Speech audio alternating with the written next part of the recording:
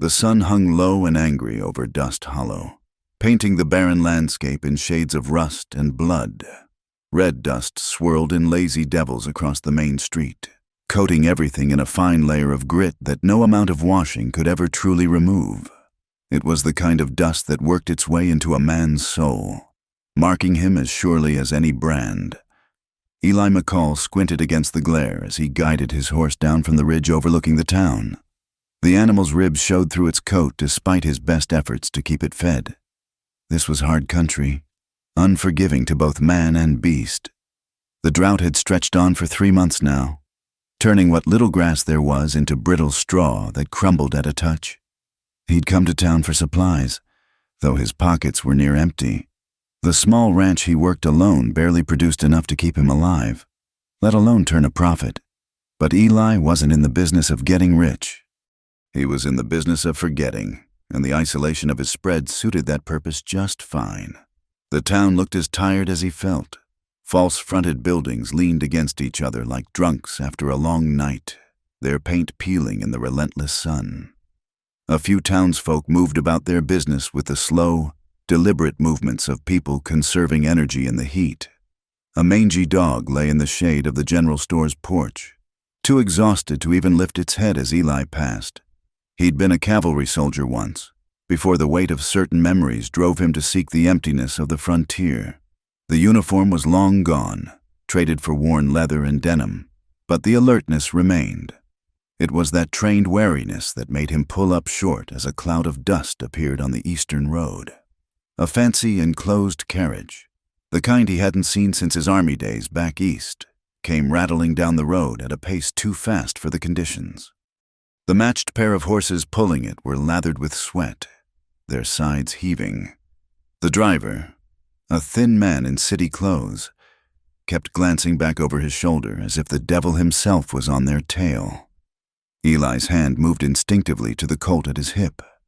Something was wrong. Nobody pushed horses that hard in this heat without good reason. He was about to turn his mount away. Other people's troubles were their own business when the shots rang out.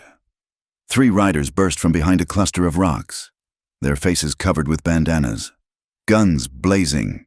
The carriage driver tried to whip the horses faster, but one of the bullets caught him in the shoulder. Spinning him from his seat, the horses, freed from guidance, veered sharply off the road.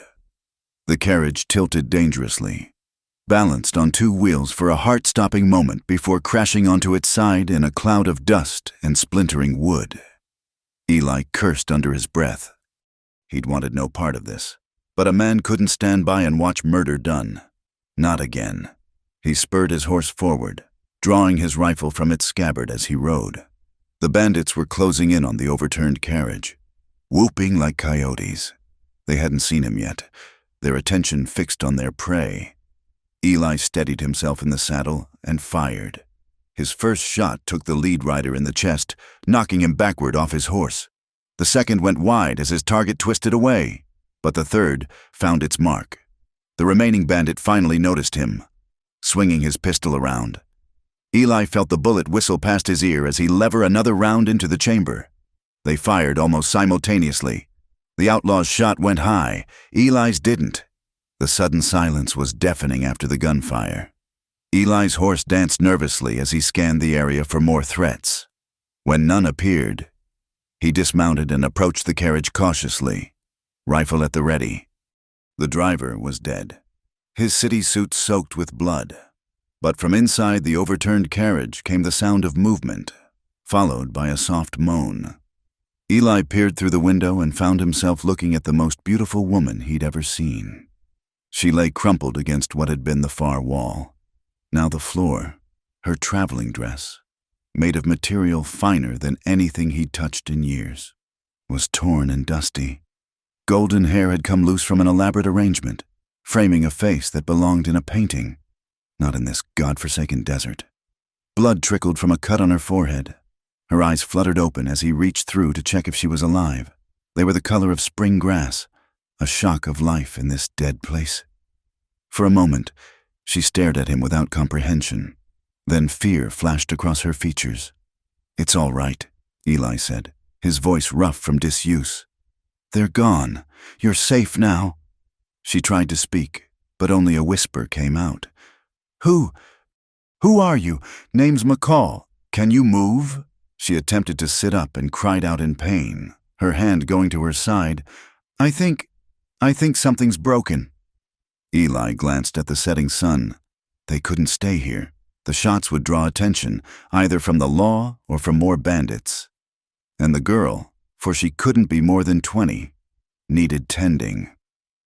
"I'm going to get you out," he said, already working to clear the debris blocking the carriage door. "This is going to hurt." She nodded, biting her lip. He admired her courage. Most Eastern ladies would have been in hysterics by now. When he finally got the door open, he reached in and lifted her as gently as he could. She gasped but didn't scream, her fingers digging into his shirt. Up close, he could smell her perfume, something flowery and completely out of place in this wasteland. It stirred memories he'd rather keep buried. He settled her on the ground, propped against a wheel, and went to check the luggage scattered around the wreck. Several fine trunks had burst open, spilling silk dresses and delicate underthings into the dust. He grabbed what looked useful, a canteen, thankfully unbroken, and a small valise that might contain medical supplies. The rest he left for the scavengers that would inevitably come. "We need to move," he told her, returning with the water. "My place isn't far. I can tend your injuries there." "I need to get to town," she protested weakly. "My father will be worried. He'll send men." "Town's no good for you right now," Eli said bluntly. "Those men knew you were coming. Someone told them about that fancy carriage and whatever valuables you're carrying. Until we know who, you're safer with me." She wanted to argue. He could see it in those remarkable eyes. But pain and exhaustion won out. When he lifted her onto his horse, she sagged against him, her head falling to his chest. "What's your name?" he asked as he mounted behind her, one arm around her waist to keep her steady. "Josephine," she murmured. "Josephine Whitmore." The name meant nothing to him, but the quality of her clothes and the target she'd presented suggested money. Big money, the kind that brought trouble trailing behind it like flies after cattle. As they rode toward his ranch, her slight form pressed against him, Eli wondered what he'd gotten himself into. He'd come to this desolate place to escape the complications of human connection, to live out his days in solitary penance. Now he had a beautiful, wounded heiress in his arms and dead men behind him. The sun finally gave up its hold on the sky, sliding behind the mountains in a blaze of orange and red. In his arms, Josephine Whitmore shivered despite the lingering heat. He pulled her closer, telling himself it was just to keep her warm, to keep her from falling. But as they rode through the gathering darkness toward his humble ranch, Eli McCall had the unsettling feeling that his carefully constructed isolation was about to come crashing down around him, as surely as that fancy carriage had overturned in the dust. The stars were beginning to appear, cold and distant in the vast western sky, when Josephine stirred in his arms. She murmured something he couldn't catch, then went limp, unconscious. Not dead, he could feel her breathing, but the cut on her head worried him. He urged his tired horse to move faster. His ranch appeared as a collection of shadows against the darkness. The small cabin he'd built with his own hands, the lean-to that served as a barn, the corral where his few cattle waited. It wasn't much, but it was his, or it had been. Now, carrying this broken bird of paradise into his stark world, Eli sensed that nothing would ever be quite the same. He'd saved her life, in the brutal arithmetic of the frontier, that made him responsible for her, at least until she healed, at least until he could send her safely on her way. But as he lifted her down from the horse, her perfume mixing with the iron scent of blood and the ever-present dust, Eli McCall suspected it wouldn't be nearly that simple. Nothing involving beautiful women ever was. Josephine woke to unfamiliar sounds, the creak of rough timber, the distant lowing of cattle, and somewhere nearby, the rhythmic sound of wood being chopped. For a moment, panic seized her. The last thing she remembered was the carriage tilting, the terrible sound of splintering wood, and then a man, dusty and grim-faced, with eyes the color of winter sky. She tried to sit up and immediately regretted it.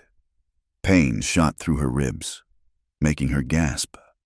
Her hand went to her side, finding rough bandages where her corset should have been. "Easy there." The voice came from the doorway. The man from her hazy memories stood watching her, a cup in his hand. "You've got at least 2 cracked ribs, maybe 3. Lucky they didn't puncture nothing vital." In the dim light filtering through the cabin's single window, she could see him more clearly. He was younger than she'd first thought, perhaps 30, with sandy hair that needed cutting and several days' worth of stubble. His clothes were clean but patched, and he moved with the controlled grace of someone accustomed to physical work. Where am I?" Her voice came out as a croak. "My place, about 5 miles north of Dust Hollow." He approached and set the cup on a rough-hewn table beside the narrow bed. "It's just water. You need to drink." She reached for it, then realized her arms were bare. A quick glance down confirmed her fears. She was wearing only her chemise and drawers beneath a rough blanket. Heat flooded her cheeks. "Your dress was ruined," he said, apparently reading her distress. "Full of blood and torn past fixing. I had to cut away your corset to wrap your ribs. Your things are there." He nodded toward a corner where her salvaged valise sat. What wasn't scattered across half the desert. "Anyway, you undressed me?" The impropriety of it made her voice sharp despite her weakness. Something flickered in his eyes. Amusement, perhaps. "Would you rather I'd left you to die of blood loss for the sake of your modesty? Besides, I've seen plenty of injured folks in my time. You weren't nothing special." The casual dismissal stung more than it should have. Josephine Whitmore was accustomed to men falling over themselves to please her. This rough cowboy's indifference was unsettling. "I need to get to town," she said, trying to inject authority into her voice. "My father will pay you handsomely for your trouble." "Your father in Dust Hollow?" "No, but he has business associates there. The Cattlemen's Association. Lady, the only association in Dust Hollow is between whiskey and bad decisions." He pulled up a 3-legged stool and sat down, studying her. "You were heading there alone except for a driver. No maid. No protection except whatever that city man thought he could provide with a coach gun. Either you're running from something or to something. Which is it?" "That's none of your concern." She tried to match his stare, but found those pale eyes uncomfortably penetrating. "I've told you, I can pay—" "I don't want your money." He stood abruptly. "You'll stay here until you're healed enough to travel. Few days, maybe a week. Then I'll take you wherever you need to go. Until then, you'll do as I say. This ain't some fancy hotel. You want to survive out here, you listen and you learn." "How dare you?" "I dare because I'm the one who pulled you out of that wreck and patched you up." His voice remained level, but there was steel beneath it. "I dare because those men who attacked you might come looking to finish the job. And I dare because this is my land, my home, and my rules." They stared at each other for a long moment. Finally, Josephine looked away. She had no choice. Not really. She was injured, alone, and entirely at this man's mercy. "What should I call you?" she asked quietly. "Eli McCall." "Mr. McCall. Then I appreciate what you've done. Truly. It's just—" She gestured helplessly at her situation. "This isn't what I'm accustomed to." His expression softened slightly. "I figured as much. Look, Miss Whitmore, I'm not aiming to make you uncomfortable, but life out here don't care about what you're accustomed to. It only cares about what you can endure." Over the next days, Josephine learned the truth of those words. Eli's life was one of constant work and careful resource management. Water had to be hauled from a well a quarter-mile away. Every drop was precious, used first for drinking, then cooking, then washing, and finally for the small vegetable garden he somehow kept alive in the unforgiving soil. She watched from the bed as he went about his daily routine, feeding the chickens, checking on the dozen head of cattle, mending fences, always mending fences. The work never seemed to end. "Don't you have help?" she asked one evening as he came in, covered in dust and sweat. "Can't afford help?" He poured water from a pitcher into a basin. splashing his face and neck. Don't need it anyway. Less people around, less complications. That's a lonely way to live. He paused in his washing to look at her. Lonely's better than some alternatives. She wanted to ask what he meant, but something in his expression warned her off. Instead, she said, I could help. I'm feeling stronger. You can barely walk to the privy without getting winded. I need to do something. I'm going mad just lying here. He considered her for a moment, then nodded. Can you sew? Of course. Good. He pulled a shirt from a peg on the wall and tossed it to her. This needs mending. Thread and needle are in that box there. It was strange, sitting in his rough cabin, mending his clothes, at home. She had servants for such tasks, but there was something oddly soothing about the simple work, the repetitive motion of the needle through fabric. You're not bad at that, Eli observed, watching her work. I had an excellent governess. She replied. She insisted a lady should know how to manage a household, even if she never had to. Smart woman. What else she teach you? French, piano, watercolors, dancing. She smiled ruefully. Nothing particularly useful out here, I'm afraid. Dancing might come in handy. Sometimes you got to dodge bullets. It took her a moment to realize he was joking. Mr. McCall, was that humor I detected? Don't get used to it. But there was warmth in his eyes that hadn't been there before. As the days passed, they developed an odd rhythm. Josephine took over what household tasks she could manage, mending, preparing simple meals, keeping the cabin tidy. It was hard work with her injuries, but she was determined to contribute. Eli, for his part, began to talk more. Not about himself. He deflected any personal questions, but about the land, the weather, the habits of cattle, and the signs of coming storms. See them clouds building to the west? He said one afternoon, pointing through the window. They'll bring wind but no rain. False promise. This land's full of them. You sound like you hate it here. Hate's too strong. It's just what it is. Hard, unforgiving, honest, in its way. It don't pretend to be nothing other than what it is. Unlike people, she thought but didn't say. One evening, as she struggled to prepare supper with her limited mobility, he finally asked the question she'd been dreading. What were you really doing on that road, Miss Whitmore? She kept her eyes on the salt pork she was frying. I told you, traveling to Dust Hollow. That's where you were going. I asked what you were doing. Young woman like you, obviously quality. Don't just decide to visit a nowhere town without good reason. The lies she'd prepared died on her lips. Something about this man, about the straightforward way he dealt with the world, made deception feel wrong. I was encouraged to leave St. Louis for a while, she said carefully. My father thought sometime in the West might be beneficial. Beneficial to who? To everyone involved. He was quiet for a long moment. Then, must have been some scandal. To send you this far from civilization. Her hand trembled as she turned the meat. Mr. McCall, I'd prefer not to discuss it. Fair enough. Everyone's got things they'd rather keep buried. That night, a storm finally broke. Not the gentle rain the land needed, but a violent thunderstorm that shook the cabin and sent lightning crackling across the sky. Josephine woke to find the roof leaking steadily onto her bed. Damn it all, Eli muttered, appearing with a bucket. Been meaning to fix that spot. Here, you take my bed. I'll bunk on the floor. I couldn't. Wasn't a request. He helped her move, his hands gentle despite their calluses. Storm should pass by morning. She lay in his bed, surrounded by his scent, leather and soap and something indefinably male, listening to the storm rage outside. On the floor nearby, she could hear his breathing. Not quite sleep.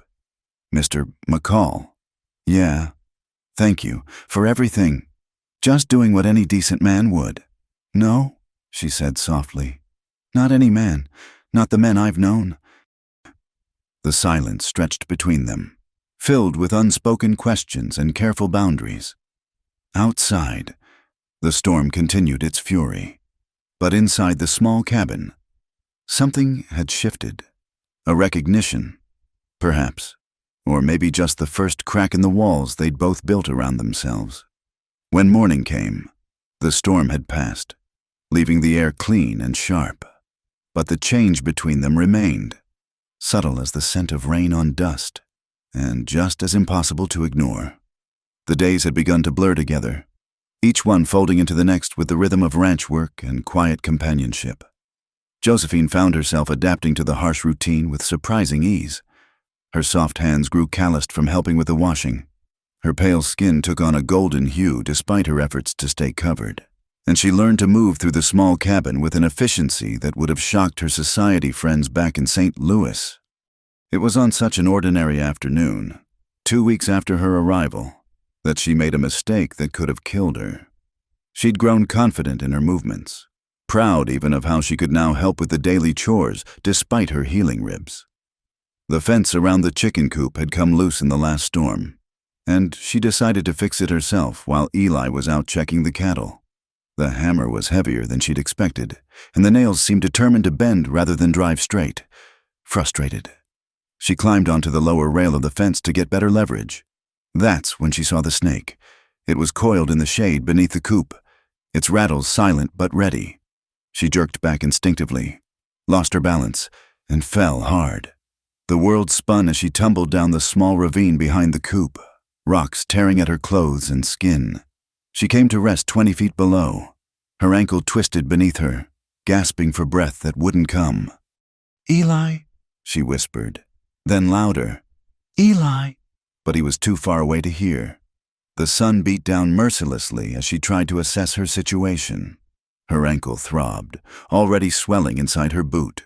Her ribs, which had been healing well, now screamed with fresh pain. Blood seeped from a dozen scratches and cuts, but worst of all was the knowledge of her own foolishness. Eli had warned her about snakes, about the ravine, about trying to do too much too soon. She'd ignored him, confident in her newfound frontier skills. She tried to stand and nearly fainted from the pain. Crawling was her only option, but the rocky slope seemed impossibly steep from this angle. Still, she had to try, using her hands and her good leg. She began the agonizing journey upward. She'd made it perhaps 6 feet when she heard the horse approaching. "Here," she called out. "I'm down here." Eli appeared at the edge of the ravine, his face going pale beneath its tan when he saw her. He was beside her in moments, having half slid, half climbed down the slope. "What the hell were you thinking?" His hands were already checking her injuries, gentle despite the anger in his voice. "That ankle's bad. Can you move your toes?" "Yes," she gasped. "Eli, I'm sorry. There was a snake, and I—" "Snake's the least of your worries out here if you don't use sense." He slipped his arm under her shoulders. "This is going to hurt." It did. By the time he'd carried her back to the cabin, she was biting her lip hard enough to taste blood, determined not to cry out. He set her on the bed and began unlacing her boot, his movements efficient but careful. "It's not broken," he said after examining her ankle. "Bad sprain. You're lucky." "I don't feel lucky." "You're alive, aren't you?" He fetched water and clean cloths, beginning to clean her cuts. "Could have been your neck instead of your ankle. Could have been a lot of things." His touch was gentle, but she could feel the tension in him. "You're angry. He paused, taking a breath. "You scared me. Don't do that again." The admission hung between them. Josephine studied his face as he worked, noting the tight line of his jaw, the focus in his pale eyes. When he reached a particularly deep cut on her arm, she winced. "This one needs stitching." He met her gaze. "It'll hurt. I trust you." Something shifted in his expression. He fetched his medical supplies, remnants from his cavalry days, she suspected, and threaded a needle. "My mother taught me," he said as he worked. "Said a man should know how to mend things, not just break them. She sounds wise. She was—" The past tense wasn't lost on her. "Died when I was 15. Fever took her and my 2 sisters in the same week. Eli, I'm so sorry." He shrugged, but she could see the old pain there. Long time ago. With her injuries tended, They settled into an evening routine made different by her new limitations. She couldn't help with supper, could barely hobble to the chair by the fireplace. Eli did everything, efficient and uncomplaining, but she could sense his worry. The storm came that night without warning, not the gradual build they'd grown accustomed to, but a sudden, violent deluge that turned the world into a sheet of water and wind. The cabin shook under the assault, rain driving through every tiny gap in the walls. "Creek's going to flood," Eli said, peering out into the darkness. "If it reaches the bridge, we'll be cut off for days. Is that bad?" "Depends. Got enough food. But if something happens—" He didn't finish, but she understood. If her injuries worsened, if fever set in, they'd have no way to get help. The storm raged through the night, neither of them sleeping much. Eli kept checking the door, watching the water levels. Josephine dozed fitfully, waking often to the sound of thunder or the feel of rain misting through the cracks. Near dawn, when the worst seemed past, she woke to find him sitting beside her bed, his head in his hands. "Eli?" He looked up, exhaustion written across his features. "How's the pain?" "Manageable. Have you slept at all?" "Some." She knew he was lying. "Come here." He frowned. "What?" "You're dead on your feet. There's room." She shifted carefully to one side of the narrow bed. "Just to rest, please." He hesitated so long she thought he'd refuse. Then, moving as if it might be a trap, he lay down beside her, on top of the covers, fully clothed. The bed was too small for two people to maintain any real distance. She could feel the warmth of him, the tension in his body. "Tell me about her," she said softly. "Who?" "The woman who made you choose loneliness over company." He was quiet so long she thought he wouldn't answer. Then, her name was Sarah Windwalker. Half Cheyenne, half French trader, beautiful in a way that had nothing to do with fashion or powder. His voice was distant, lost in memory. "I met her when I was stationed at Fort Laramie. She worked as a translator sometimes, helping the army negotiate with her mother's people." Josephine waited, sensing the weight of the story. "We fell in love. Stupid. Really. A cavalry officer and a half-breed girl, that's what they called her. Though she had more education than most of the men who said it. She spoke 4 languages. Could read and write better than me, but none of that mattered to folks who could only see her skin. What happened? We tried to marry. Chaplain refused. Commander transferred me to another post, but I came back for her, resigned my commission. We were going to head west, find somewhere we could just be." His voice went flat. "Town caught wind of it. Group of concerned citizens decided they couldn't let a white man be corrupted by a savage. They waited until I was away getting supplies."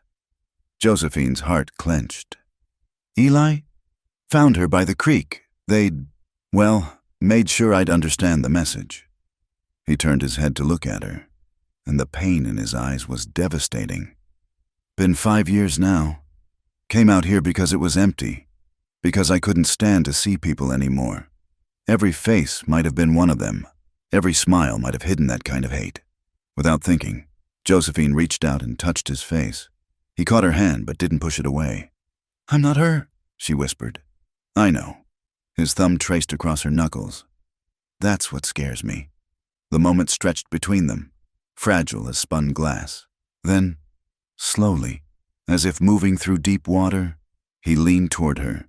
She met him halfway. The kiss was gentle, almost hesitant, a question more than a statement. She answered by sliding her fingers into his hair, pulling him closer. He made a sound deep in his throat and rolled toward her, careful of her injuries. When they broke apart, both were breathing hard. "Josephine," he said, her name rough on his lips. We can't." "I know." She pressed her forehead against his.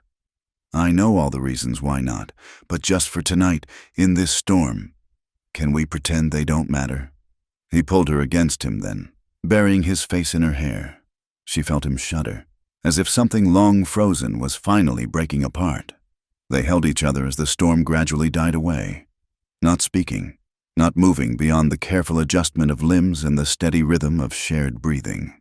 When pale dawn light finally crept through the window, Eli stirred. "Creek did flood," he said, his voice carefully neutral. "We're stuck here for at least 3 days, maybe more." "All right." He pulled back to look at her. "Josephine, what happened last night?" "Was just comfort," she finished. "Two lonely people in a storm." "I understand." But the way his hand lingered on her cheek, the way her heart raced at his touch, suggested they both knew it had been more than that, much more. And that knowledge sat between them now, dangerous as any rattlesnake, twice as hard to avoid.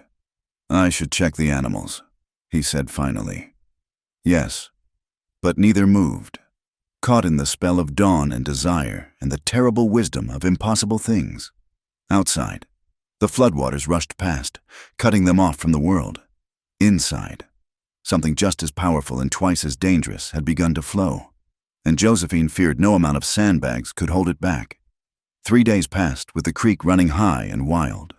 3 days where the outside world ceased to exist beyond the confines of Eli's small ranch. Josephine's ankles slowly improved, though she still needed support to walk. They moved around each other with careful courtesy, both achingly aware of what had passed between them that storm-touched night, both determined not to acknowledge it in the harsh light of day.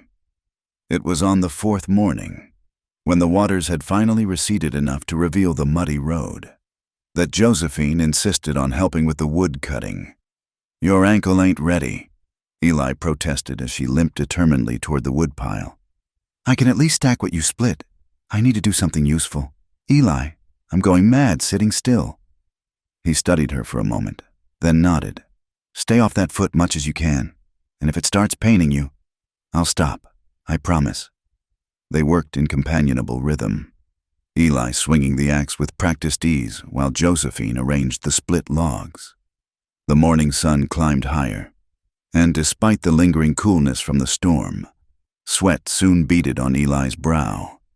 He paused to strip off his shirt, and Josephine found herself transfixed by the play of muscle across his back. The various scars that marked his skin like a map of violence survived. "See something interesting?" He'd caught her staring. Heat flooded her cheeks. "Just wondering about that scar near your shoulder. Apache arrow, Fort Grant, 8 years back." He returned to his work, but she caught the slight smile tugging at his lips. They were so focused on their tasks that neither heard the horses approaching until it was too late. 6 riders appeared around the bend, moving with the casual confidence of men who owned whatever ground they stood on. The lead rider, a well-dressed man with silver at his temples and cold, dark eyes, pulled up short when he saw them. Well, what have we here?" His gaze traveled over Josephine with a familiarity that made her skin crawl. "Miss Whitmore, your father's been quite worried about you." Josephine's blood turned to ice. Silas Dayton touched the brim of his hat mockingly. "My dear Josephine, you've led us quite a chase. Though I must say, I hardly expected to find you here, playing frontier wife with some—" His gaze flicked dismissively over Eli. "Saddle tramp." Eli had gone very still, the axe loose in his hands. "You know this man?" "Unfortunately." Josephine moved closer to Eli without conscious thought. "Mr. Dayton, you have no business here. On the contrary, your father sent me to ensure your safe arrival in Dust Hollow. Imagine my concern when I learned you'd never reach town." Silas dismounted, his movements graceful despite his age. "Of course, finding you here, dressed like some common farm woman. I'm beginning to understand why you never arrived. Found yourself a protector, have you?" "Watch your tongue," Eli said quietly. Silas's eyes narrowed. "I don't believe we've been introduced. Silas Dayton, of the St. Louis Daytons. And you are the man asking you to leave." How delightfully primitive. Silas took a step closer, and his men shifted in their saddles. "Tell me, Cowboy, do you know who she really is? What she's worth?" Or did she spin you some tale of distress to gain your sympathy? Silas, please, Josephine began. Please what? Please don't tell him about Charles Worthington? About the scandal that has all of St. Louis society buzzing? About why dear Daddy had to ship his soiled daughter out west? Eli's knuckles whitened on the axe handle, but his voice remained level. Don't much care what happened in St. Louis. The lady asked you to leave. The lady? Silas laughed, ugly and sharp. Oh, that's rich. Tell me, has she played the innocent with you? Batting those green eyes? Playing the victim? It's quite an act. Poor Charles certainly fell for it, right up until his wife found them in a most compromising... The axe thudded into the chopping block, missing Silas's boot by inches. He jumped back with a curse. The next one won't miss, Eli said conversationally. Now get on your horse. Silas's hand moved toward his coat, but two of his men grabbed his arms. Boss, one muttered. Not here, not like this. For a moment, violence hung in the air like smoke. Then Silas shrugged off his men's hands and straightened his coat. Very well, Josephine. When you tire of playing in the dirt with your new pet, you know where to find me. Your father's offer still stands. Marriage to me, and all is forgiven. Otherwise, he smiled, cold as winter moonlight. Well, even frontier towns have standards about fallen women. He mounted his horse with studied elegance. We'll be in Dust Hollow. My dear, don't keep me waiting too long. Oh, and Cowboy? You might want to ask her about the real reason those bandits attacked her carriage. Some secrets are worth killing for. They watched the riders disappear into the distance. Josephine's legs gave out, and she sank onto the chopping block, her face white as bleached bone. Josephine? She looked up at him, tears streaming down her face. I'm sorry, I'm so sorry. I should have told you, but I hoped. Eli knelt beside her, his hands gentle on her shoulders. Tell me now. So she did. The words poured out like floodwater through a broken dam. Charles Worthington, young and handsome and married. The attention that had seemed so romantic, so validating after years of being her father's pretty ornament. The secret meetings, the stolen kisses, the growing recklessness. I thought he loved me, she whispered. I was such a fool. When his wife found out, she went straight to my father. The scandal, you can't imagine. Charles claimed I'd seduced him, thrown myself at him. His word against mine. And guess who society believed? And Dayton, my father's business partner. He's wanted to marry me for years. I'm the key to consolidating their empire. Father gave me a choice. Marry Silas and have the scandal buried, or be cast out entirely. She laughed bitterly. I chose exile. But Silas, he's not a man who accepts rejection well. Those bandits, I think he arranged it. Make me disappear. Tell Father I never arrived. Claim the inheritance through some legal maneuvering. But you survived. Thanks to you. She touched his face, her fingers trembling. And now I've brought my poison here, to your life. Eli, I'm so... He silenced her with a kiss, fierce and desperate. When they broke apart, both were shaking. Listen to me, he said roughly. I don't give a damn about what happened in St. Louis. You made a mistake trusting the wrong man. Hell, we've all done that. But you're not poison. Josephine. You're the first good thing to walk into my life in 5 years. Eli. No. He pulled her against him, holding her tight. Dayton wants a fight. He'll get one. But he doesn't get you. Not now. Not ever. You understand me? She nodded against his chest, feeling something crack open inside her. What are we going to do? First, we're going inside. Then we're going to figure out how to keep you safe. He pulled back to look at her. And Josephine, no more secrets between us. Whatever comes, we face it honest. No more secrets, she agreed. But as they walked back to the cabin, Josephine wondered if honesty would be enough. Silas had money, men, and the law on his side. All they had was a rundown ranch, a growing love neither dared name, and the terrible knowledge that some sins followed you no matter how far you ran. Inside the cabin, Eli pulled his rifle from its place on the wall and began cleaning it with methodical care. Josephine watched him work, This man who'd taken her in without question, who'd kissed her like she was worth saving. The afternoon light slanted through the window, painting gold across his weathered hands. And she made a decision. Eli? Whatever happens next, these weeks with you, they've been worth everything. He looked up then, and what she saw in his eyes made her breath catch. Don't talk like that's past tense, Wildflower. We're just getting started. But outside, the dust was already rising on the southern horizon. More riders coming, and Josephine knew with cold certainty that Silas Dayton wasn't a man who made idle threats. The reckoning was coming, swift as prairie wind and twice as merciless. The only question was whether their newfound love would be strong enough to survive it. The summons came 2 days later, delivered by a nervous boy on a sway-backed mule. Sheriff Watson required Miss Josephine Whitmore's presence in Dust Hollow immediately, regarding matters of legal concern.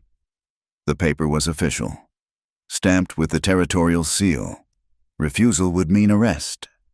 I have to go, Josephine said, her voice steady despite the tremor in her hands. If I don't, they'll come for me, for both of us.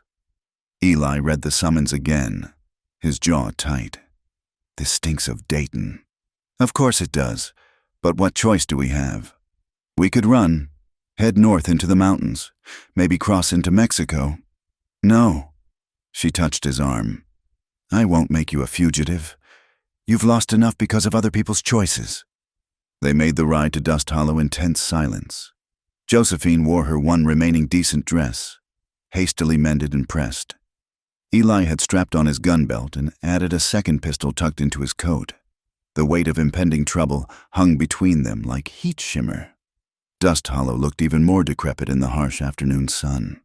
Dogs slunk between buildings, and clusters of men stopped their conversations to watch them pass. Josephine felt their eyes like brands, heard the whispers that followed in their wake. That's her, the Whitmore woman, living in sin with that hermit McCall. Heard she was run out of St. Louis for adultery. Shameless is what she is. Eli's hand moved to his gun, but Josephine caught his wrist. Don't, that's what they want. The sheriff's office occupied a narrow building squeezed between the saloon and the general store. Sheriff Watson, a thin man with the look of someone perpetually overwhelmed by his duties, met them at the door. Miss Whitmore, McCall. He nodded nervously. Mr. Dayton's waiting inside. He's, filed some serious complaints. The office was crowded. Silas sat behind the sheriff's own desk like he owned it, which, Josephine reflected bitterly, he probably did in all but name. 3 of his men lounged against the walls, trying to look casual despite the guns on their hips. Josephine. Silas rose with mock courtesy. How good of you to come. You're looking rustic. What do you want? Dayton? Eli's voice was flat. What I want is to protect this young woman from her own poor judgment. Silas produced a sheaf of papers. I have here a letter from Mr. Josiah Whitmore, expressing his deep concern for his daughter's welfare. He's empowered me to act as her legal guardian until she can be returned safely to St. Louis. I'm 21 years old, Josephine protested. Well past the age of requiring a guardian. Ah, but you see, your father has had you declared mentally incompetent. Silas's smile was razor-sharp. The scandal with poor Charles, your flight from proper society, and now this arrangement with Mr. McCall. Clear signs of hysteria and moral insanity, according to the doctors. That's a lie. Is it? Sheriff Watson has already received several complaints from upstanding citizens about your behavior, public displays of affection, living openly in sin, corrupting the moral fabric of the community. He tisked softly. Really, my dear, you've made this too easy. Sheriff Watson shifted uncomfortably. Miss Whitmore, the law is clear. If Mr. Dayton has legal guardianship, this is horse shit. Eli cut in. You can't just declare a person crazy because they won't marry you. Can't I? Silas leaned back in the chair. Mr. McCall, you seem like a practical man. Let me be frank. I've done some checking on you. Former cavalry, discharged under cloudy circumstances involving a Cheyenne woman. You've built yourself a nice, quiet life here. It would be a shame if that past came back to haunt you. The temperature in the room seemed to drop. You threatening me? Not at all. Merely pointing out that we all have histories we'd rather leave buried. The difference is, I have the resources to do the digging. Silas stood, straightening his vest. Here's my offer. Josephine comes with me now, peacefully. We'll be married within the week, and all will be forgiven. Her reputation restored. Her father's business saved. Everyone happy. Except me, Josephine said quietly. Happiness is a luxury you forfeited when you opened your legs for a married man. The crude words cracked like a whip.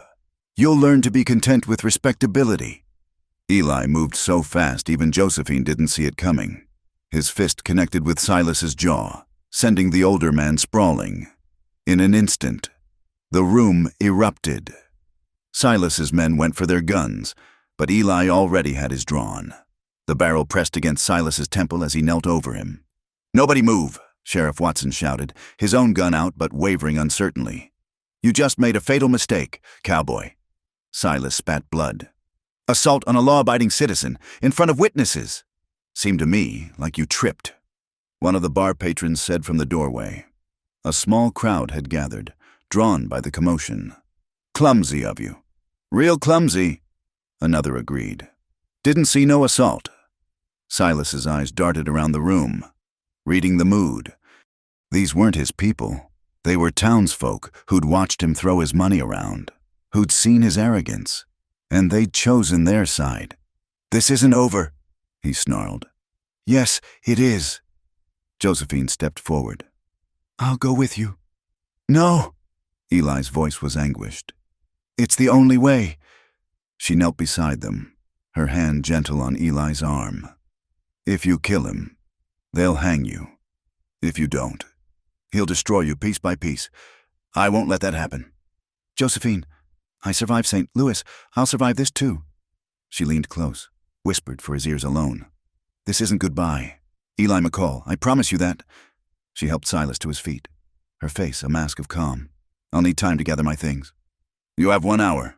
Silas dabbed at his bloody lip.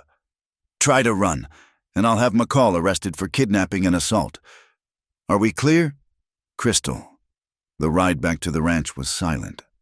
Eli's knuckles were white on the reins. His jaw clenched so tight Josephine feared he'd crack teeth. She wanted to comfort him, but what could she say? That she had a plan? She didn't. That everything would be all right? It wouldn't. At the cabin, she moved mechanically, packing her few remaining belongings. Eli stood in the doorway, watching her with eyes gone gray as winter sky. There has to be another way. "There isn't." She folded her mended dress, the one she'd worn while learning to gather eggs and mend fences. "Eli, listen to me. Whatever happens, these weeks with you, they gave me something I never had before. They gave me myself. Don't talk like this is the end." She crossed to him, framed his face with her hands. "It's not, I swear to you, it's not, but I need you to trust me. Can you do that?" Instead of answering, he kissed her. It was desperate, fierce, a claiming and a promise all at once. They clung to each other in the doorway of the little cabin that had become more home than any mansion ever was. "I love you," she whispered against his lips. "Remember that, Josephine." But she was already pulling away, gathering her valise. If she looked back, if she let herself weaken, Silas would destroy them both. So she walked out into the yard where Silas's carriage waited, climbed inside without assistance, and kept her eyes fixed forward as they rolled away. Behind her, she left a man standing alone in the dust, his heart as shattered as her own. But also, though neither of them knew it yet, she left something else, the spark of rebellion that would soon ignite into wildfire, because the good people of Dust Hollow had seen what happened in that sheriff's office.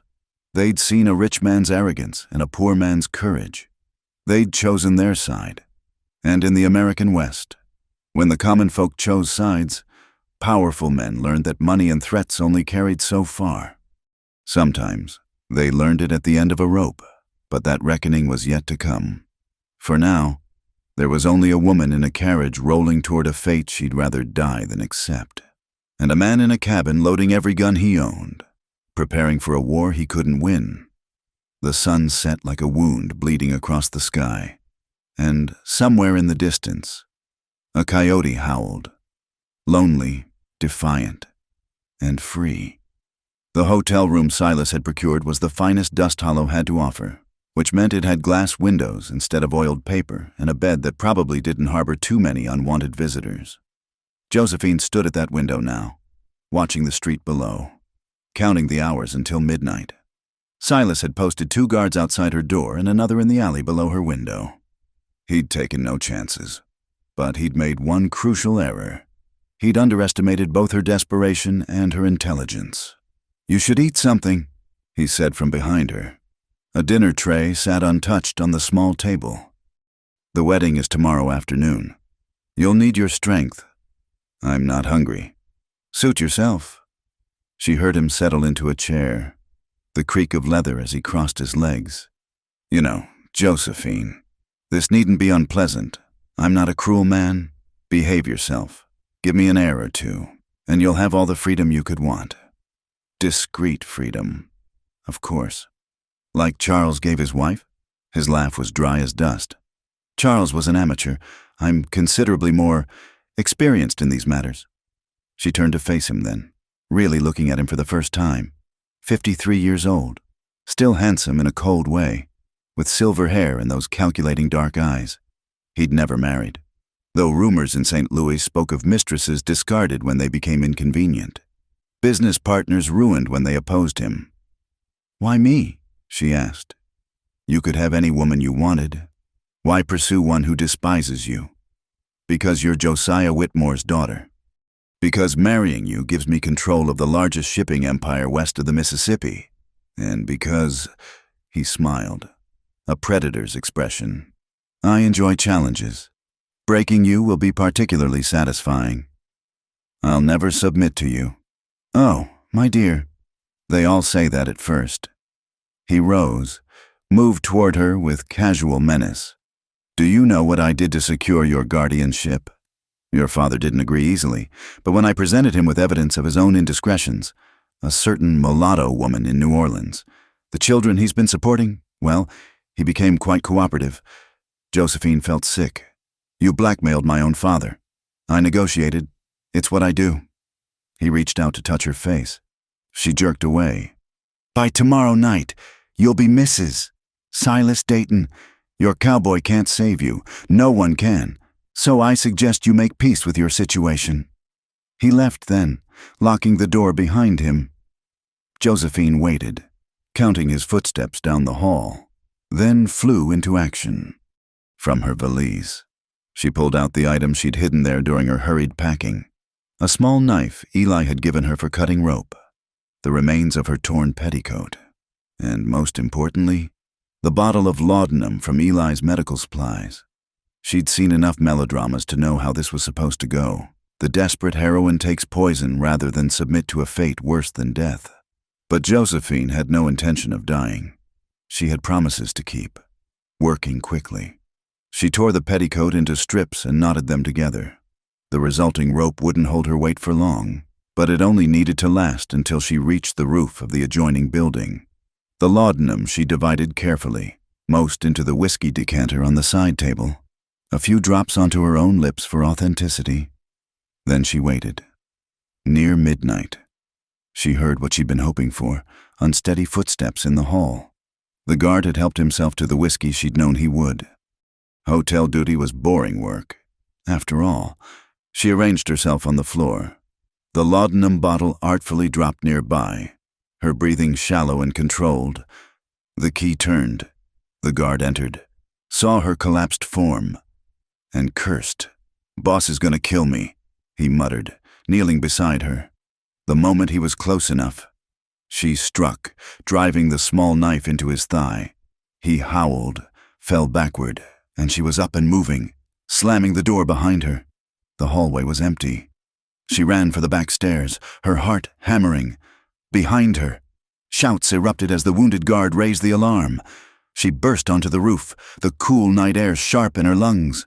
The gap between buildings looked wider than she'd estimated, but there was no going back now. She jumped. For a terrifying moment, she hung in space.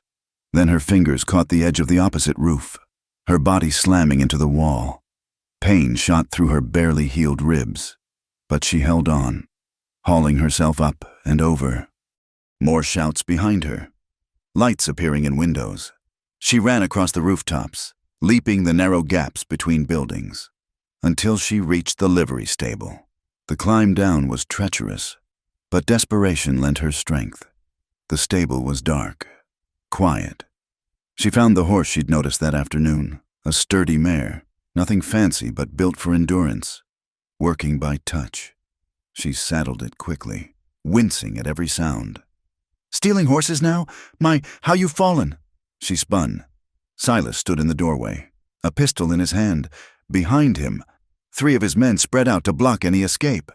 "Did you really think I wouldn't expect this?" He stepped closer, and in the moonlight she could see his satisfied smile. "I've been playing this game since before you were born. Child." "Then you should know when you've lost," a familiar voice said from the shadows. Eli emerged like a ghost, his gun already drawn, but he wasn't alone. Sheriff Watson was with him, along with 6 townsmen, all armed. "Sheriff," Silas said smoothly, "I'm apprehending a horse thief. Surely you—" "Got an interesting telegram this evening," Watson interrupted. "From the U.S. Marshal's office. Seems they've been looking into some murders back in Kansas City. A business rival of yours. Found dead along with the witness who was going to testify against you." He produced a paper from his pocket. "Josephine Whitmore ain't the name on this warrant, but yours sure is." "That's ridiculous. I demand—" "You're in no position to demand anything," another voice said. A woman stepped forward, handsome, middle-aged, with steel-gray hair and harder eyes. "Martha Worthington, Charles's wife." Josephine gasped. "Mrs. Worthington? I received your letter, dear, the one you sent before leaving St. Louis, explaining everything, how Silas orchestrated the whole affair, how he threatened Charles into seducing you to create a scandal." Martha's smile was cold as winter. "My husband was weak, but he wasn't evil, not until Silas got his hooks in him. You can't prove anything." Silas snarled. "Can't I?" Martha produced a leather journal.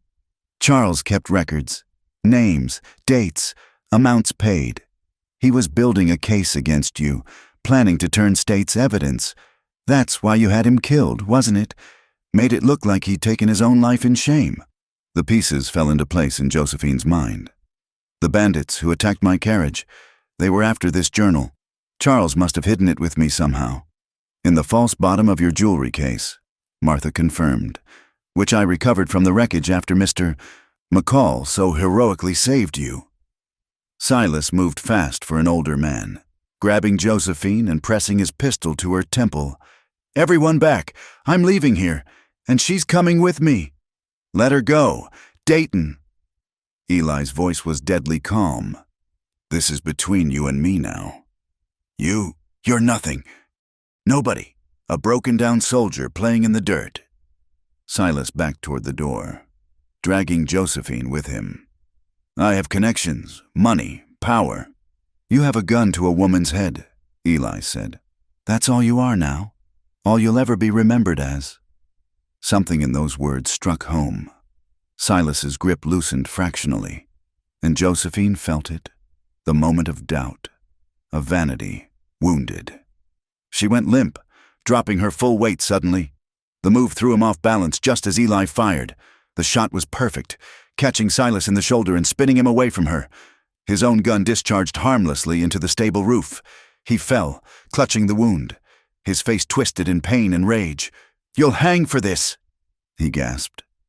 "All of you." "No," Sheriff Watson said, producing another paper. "This here's a lawful arrest warrant. You're going to stand trial for murder. Mr. Dayton. And something tells me you'll find Kansas justice a mite less understanding than what you're used to." As they dragged Silas away, Eli pulled Josephine into his arms. She buried her face against his chest, breathing in the familiar scent of leather and sage. "You came for me. Did you doubt it?" "Never." She pulled back to look at him. "But how did you know about the journal?" "I didn't, but I knew you wouldn't give up without a fight. So I went looking for ammunition." He glanced at Martha Worthington. "Found more than I expected." Martha approached them, her expression softer now. "Miss Whitmore, Josephine, I owe you an apology. When I found out about you and Charles, I was so angry I couldn't see straight. But these past weeks, investigating Silas, learning the truth, you were as much a victim as anyone." "We were all victims," Josephine said quietly. "But not anymore." "No," Martha agreed. "Not anymore." She turned to go, then paused. "For what it's worth, I think Charles would be glad you found happiness, real happiness, not the shadow of it he could offer." As the stable emptied, leaving them alone, Eli touched Josephine's face gently. "So what now? Wildflower, your name's cleared. You could go back to St. Louis, reclaim your life there. That life never fit me right, like a dress made for someone else." She wound her arms around his neck. "But I know a place that does fit. Small cabin, stubborn man, chickens that won't lay straight. Think there's still room for me there?" His answer was in his kiss, fierce and tender and full of promise. Outside, dawn was beginning to break, painting the sky in shades of rose and gold. A new day, Josephine thought, a new beginning. They rode out of Dust Hollow as the sun climbed higher, back toward the little ranch that waited beyond the ridge. Behind them, they left scandal and society, violence and vanity. Ahead lay hard work and simple pleasures, honest love and the freedom to choose it. It was. Josephine decided as she leaned back against Eli's solid warmth. More than a fair trade. It was everything. The bounty hunters came 3 weeks later, when the first snow had just begun to dust the mountains. Eli spotted the dust cloud from the ridge where he was checking fence lines. And something in the purposeful way the riders moved made his instincts scream danger. He raced back to the cabin, finding Josephine hanging laundry in the crisp morning air. "Inside, now." She didn't question him, gathering her skirts and running for the door. They'd had 3 weeks of peace, 3 weeks of building something that felt like forever. But both had known it was borrowed time. Silas Dayton had been taken to Kansas City to stand trial, but men like him had long reaches and longer memories. "How many?" she asked, already loading the rifle he'd taught her to use. 6, maybe 7, coming fast." He checked his ammunition, mind racing. The cabin was defensible, but not against those numbers. "Not for long. We need to get you out of here. I'm not leaving you." "Josephine." "No." Her green eyes blazed with determination. "We stand together or not at all." Before he could argue, the thunder of hooves filled the yard. The riders spread out in a practiced semicircle, cutting off any escape route. Their leader, a scarred man with dead eyes, dismounted casually. "Eli McCall," he called out. "Got business with you." "State it from there," Eli replied through the window. "Name's Jake Thornton. Mr. Dayton hired us before his unfortunate arrest. Paid in advance. 2, man wants you dead. McCall, the woman, he wants alive." Thornton grinned, showing gold teeth, though he didn't specify what condition she needed to be in. "Come and try," Eli said flatly. "Now, that's what I was hoping you'd say." Thornton drew his gun. "Boys, light it up." The first volley shattered the windows, showering them with glass. Josephine cried out as a splinter caught her cheek, blood welling bright against her skin. Eli pulled her down, returning fire through the broken panes. "Kitchen," he ordered. "The walls are thicker there." They crawled across the floor as bullets chewed through the thin wood of the cabin walls. In the kitchen, Eli overturned the heavy table, creating a barricade. His mind worked frantically. 7 men, limited ammunition, and nowhere to run. The math was brutal in its simplicity. "There's a root cellar," Josephine said suddenly. "Under the floorboards. You showed me last week. too small for both of us, but not for me. She gripped his arm. Eli, if they want me alive, I'm not hiding you away while I die up here. You won't die. Her voice was fierce. Because I won't let you. Another volley rocked the cabin. Smoke began to seep through the walls. They'd set fire to the woodpile stacked against the north side. Soon the whole structure would be ablaze. McCall! Thornton's voice carried over the gunfire. Running out of time in there? Send the woman out, and we'll make your death quick. Otherwise, we'll take our time with both of you. Eli made his decision. He pulled up the floorboards, revealing the small cellar below. Get in. No matter what you hear, don't come out until I tell you. Eli, he silenced her with a kiss, pouring everything he couldn't say into that desperate contact. Trust me, Wildflower. One more time. She climbed down into the darkness, and he replaced the boards, dragging a rug over them. Then he stood, reloading his weapons with steady hands. If this was his last stand, he'd make it count. Thornton, he called out. I'm coming out. The woman's already gone. Slipped out the back while you were grandstanding. Silence. Then, bullshit. Check for yourself. Your men watching the back? Because she grew up riding, and she's got a 2-minute head start on my fastest horse. He heard urgent voices, the sound of horses wheeling. At least 2 riders peeled off, heading for the back trail. Better odds, but still not good. The smoke was thicker now, flames beginning to lick through the walls. Eli kicked open the front door and dove out, rolling behind the water trough as bullets split the air where he'd been. He came up firing, his first shot taking one of the bounty hunters in the chest. The remaining men scattered for cover. Eli moved constantly, using the smoke as concealment, making every shot count. Another man went down, clutching his gut. A third took a bullet in the shoulder and retreated, cursing, but there were still too many, and Eli's ammunition was running low. A bullet creased his thigh, spinning him down behind the chicken coop. Blood soaked through his pants, hot and alarming. This was it. Then he'd die here, in this dust and smoke. But at least Josephine would have a chance. The cellar was stone-lined, deep enough to protect her from the fire. Someone would find her, get her to safety. Drop the gun. McCall. Thornton had circled around, now stood 10 feet away with his pistol trained on Eli's head. Got to admit, you fight better than expected, but it's over. Eli's hand tightened on his Colt. 1 shot left. He could take Thornton with him, at least. Jake Thornton? A woman's voice, clear and carrying. I have a proposition for you. Josephine emerged from behind the burning cabin, and Eli's heart stopped. She must have found the cellar's outside entrance, the one hidden beneath the woodpile. In her hands was the small strongbox where he kept his savings. Well. Thornton's attention shifted. Mrs. Dayton, I presume? Not yet, and if you're smart, not ever. She held up the box. There's $500 here, gold, not paper. It's yours if you ride away now. Silas paid us $1,000. Silas is going to hang for murder. You'll never see the rest of that money. She stepped closer, seemingly unaware of the danger. Take the gold and leave. Or stay and die for a man who's already forgotten you exist. Thornton laughed. Little girl, you think you can...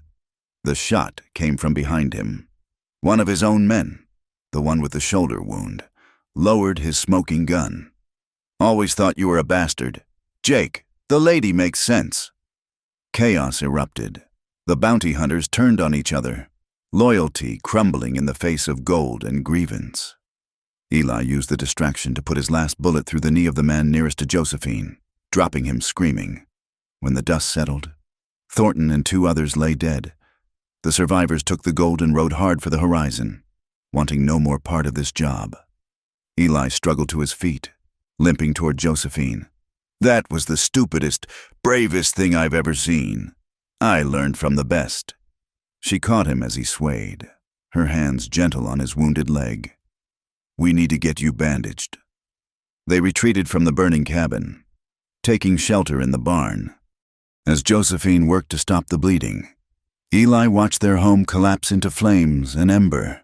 Everything they'd built, everything they'd shared within those walls, reduced to ash. "I'm sorry," he said quietly.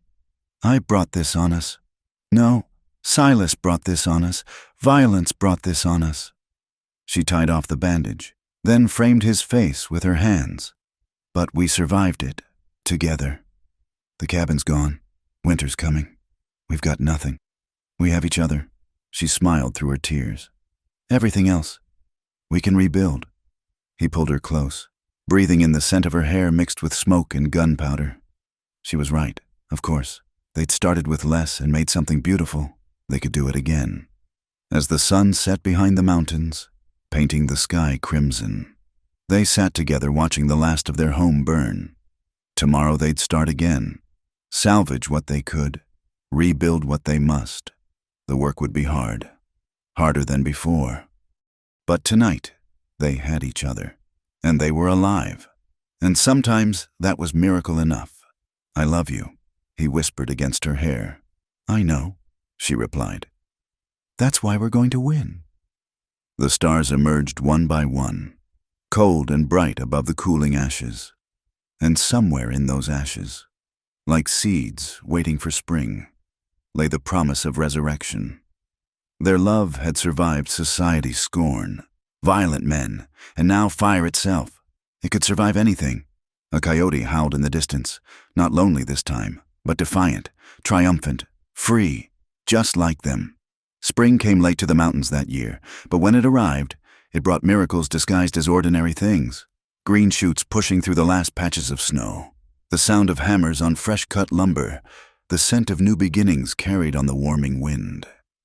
Eli stood back, wiping sweat from his brow, and surveyed their work. The new cabin was smaller than the old one, but built better, with the help of neighbors who'd come from miles around when they heard of the fire. It seemed that standing up to Silas Dayton had made them heroes in the eyes of folks who'd lived too long under the shadow of rich men's whims. "Looking good." Tom Martinez called from where he was setting roof beams alongside his two sons. "Should have it weatherproof by week's end. Appreciate the help, Tom. Hell, after what you and Miss Josephine did, standing up to that bastard? Least we could do." Tom grinned. "Besides, my wife's been after me to meet the woman who tamed Eli McCall. Says it must be some kind of magic." Eli smiled, his gaze finding Josephine across the yard. She was working with the women, setting up outdoor tables for the noon meal. Her golden hair was pinned back simply. Her dress was homemade calico instead of St. Louis silk, and her hands were brown from the sun. She'd never looked more beautiful. As if feeling his gaze, she looked up and smiled. The private look that passed between them still had the power to steal his breath, even after a winter spent in the cramped quarters of the barn while they saved money and waited for building season. "McCall!" Sheriff Watson's voice broke the spell. The lawman rode up, looking pleased with himself. "Got news you'll want to hear." Everyone gathered around as Watson dismounted. "Just got word from Kansas City. Silas Dayton was found guilty on all counts. Judge gave him 25 years hard labor. He'll die in prison. Sure as shooting." A cheer went up from the assembled neighbors. Josephine pressed her hand to her heart, tears of relief streaming down her face. Eli pulled her close, feeling the last shadow of threat finally lift from their lives. "There's more," Watson continued, pulling out an official-looking envelope. "This came from Miss Whitmore, from some fancy law firm in St. Louis." Josephine took the letter with trembling hands, breaking the seal. As she read, her expression shifted from apprehension to wonder. "What is it?" Eli asked. "It's from my father's attorney, Papa. He's dissolved his partnership with Dayton Shipping. He's offering me my inheritance free and clear. No conditions, no requirements to return home. He says..." Her voice broke. "He says he's sorry, that Mother would have wanted me to be happy, even if it wasn't the life they'd planned for me." The women surrounded her with congratulations and tears. The men slapped Eli on the back, making jokes about marrying into money, but Eli only had eyes for Josephine, seeing the weight of rejection and shame finally lifting from her shoulders. That night, after the neighbors had gone home and the stars had claimed the sky, they sat on the porch of their half-finished cabin. The framework rose around them like the bones of their new life. Strong and true. "We could build a bigger place," Josephine said, leaning against his shoulder. "With the inheritance money, get more cattle, hired hands, build something grand." "Is that what you want?" She was quiet for a long moment. "I used to think I knew what I wanted. Beautiful things, social position, a life that looked perfect from the outside." She turned to face him. "But this winter, living in that drafty barn, working beside you every day, building something real with our own hands, I've never been happier." "So what do you want to do with the money? Save it, use it for emergencies, or maybe to help other folks get their start. But Eli," she took his hand, rough with calluses and strong with purpose, "I don't want it to change us. I don't want to lose what we have here." He kissed her then, slow and deep, tasting promises and shared dreams. "We won't. Money doesn't change who people are. It just reveals it. And you, Wildflower, have already shown me everything I need to know." The next morning brought unexpected visitors. A small wagon rolled up, carrying a Cheyenne woman and 2 children. Eli went very still, recognition dawning in his eyes. "Mary Windwalker," he breathed. "Sarah's sister." The woman climbed down, her face grave but not hostile. "Eli McCall, I heard what you did, standing against the powerful men. My sister would be proud. Mary, No." She held up a hand. "The past is buried with her, but she told me once that if anything happened to her, I should bring you this." She pulled out a small leather pouch, worn with age. "She wanted you to have it when you found peace again." With shaking hands, Eli opened the pouch. Inside was a simple silver ring, the one he'd given Sarah when they'd made their promises to each other in secret. A lifetime ago. It seemed now. "She wore it always," Mary said softly. "Hidden, but always there. She would want you to know that she never regretted loving you. Never regretted the choices you made together." Eli's eyes burned with unshed tears. Josephine moved beside him, her hand finding his, offering silent support. Mary studied Josephine with wise eyes. "You are the one who brought him back to the living." "We brought each other back," Josephine replied. "Good." Mary smiled then, the expression transforming her face. "Sarah would like you. I think she always said Eli needed someone strong enough to match his stubborn streak." They invited Mary and the children to stay for the noon meal. As the women cooked and the children played in the yard, chasing chickens and laughing, Eli stood apart for a moment, turning the ring over in his hands. "Are you all right?" Josephine asked, joining him. "Yeah." He slipped the ring back into the pouch. "Just closing a chapter, I guess. And opening a new one." He looked at her, this woman who'd crashed into his life in violence and stayed to build something beautiful from the ashes. "Already opened. Wildflower? Question is, how do you want to write it?" She smiled, that private smile that was just for him. "Together, however it goes, we write it together." As the sun climbed toward its zenith, painting the mountains in shades of gold and promise, Eli knew she was right. They'd survived scandal and violence, fire and fear. They'd chosen each other over safety, over convention, over every easy path that led away from this hard-won happiness. The new cabin would be finished soon. The cattle were thriving. The garden Josephine had planted was already showing green shoots of possibility. And somewhere in the county records, a marriage certificate waited to make official what their hearts had already sealed. But for now, this was enough. This moment, this life they'd built from nothing but determination and desire. This love that had grown wild and strong in the untamed places. Too stubborn to die. Too real to deny. "Hey, McCall!" Tom Martinez called out. "This roof ain't gonna build itself." "Coming!" Eli called back, but he took one more moment to pull Josephine close, to breathe in the scent of her hair now mixed with sawdust and sunshine. "I love you," he whispered. "I know," she replied, echoing their words from that night of fire and survival. "That's why we won." They walked back toward the cabin together, toward the future they were building board by board, nail by nail, choice by careful choice. Behind them, the mountains stood eternal, witnesses to all that had passed. Before them, the vast western sky stretched endless and blue, full of room for dreams as big as the horizon. The dust still swirled when the wind kicked up. The work was still hard. The land still demanded everything they had to give, but now they gave it together, and that made all the difference in the world. In the distance, a meadowlark sang its liquid song, and Josephine laughed, bright and free as the bird itself. The sound echoed across the valley, carrying on the wind like a benediction, like a promise, like the final word in a story that was really just beginning. Home. They were home. Thank you so much for listening to this tale of love and redemption in the Old West. If you enjoyed Eli and Josephine's story, please let us know in the comments where you're listening from. We love connecting with fellow Western romance enthusiasts from around the world. Don't forget to subscribe to the Wild West Campfire channel for more stories of passion and adventure on the frontier, and share your thoughts about this epic journey. Until we meet again around the campfire, partners.